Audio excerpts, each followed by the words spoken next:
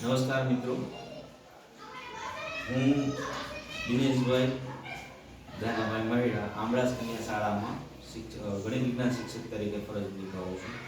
અને ગણિત વિજ્ઞાનના શિક્ષક તરીકે આપણે સૌનો એક અનુભવ હશે કે બાળકોને જે પૂર્વ જ્ઞાન કચાશ રહી ગયું હોય તો એના ઉપર એને બીજા આગળના મુદ્દા શીખવા બહુ અઘરા પડે છે. એમાં સૌથી અગત્યનો આપણા માટેનો મુદ્દો છે ઘડિયા.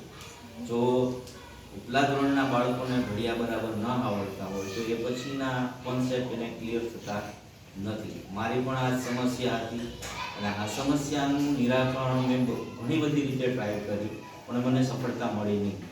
પછી જ્યારે મેં વિચાર્યું કે આમાં જો બાળકો રસ લેતા થાય તો વધારે પડતું એમને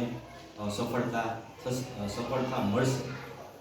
તો એટલા માટે થઈને મેં ઘડિયાની રમતને એની જે જૂનવાણી પદ્ધતિ છે, ગોખણપટ્ટીવાળી પદ્ધતિ છે, એને દૂર કરીને એના માટે એને રમતમાં આવરી લીધી.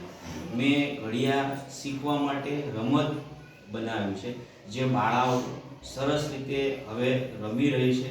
એમાં 3 તબક્કામાં મેં રમતો બનાવી છે. શરૂઆતમાં જે સંકલ્પનાઓ બાળાને ક્લિયર નથી થઈ, જે સમજતા જ નથી કે ઘડિયા શું છે, એના માટેનું એક સ્ટેજ બનાવ્યું.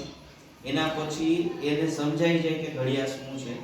ત્યારબાદ એનું દ્રઢીકરણ કરવા માટે, એ ભૂલાય નહીં એટલા માટેની બીજી ગેમ બનાવી.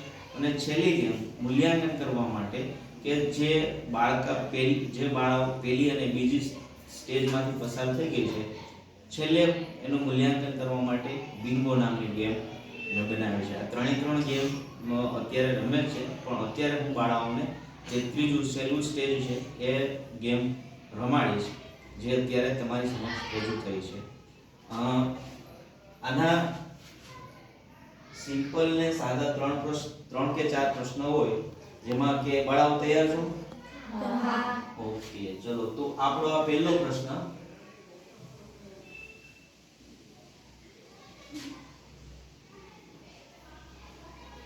ઓકે, 9 × 4.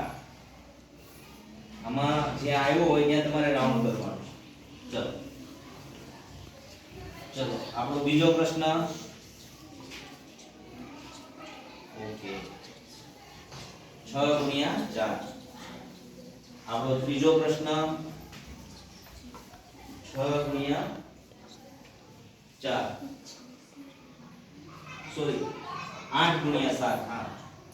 અને આપણો ચોથો પ્રશ્ન 5 × 3. અને ઓકે, બિંગો.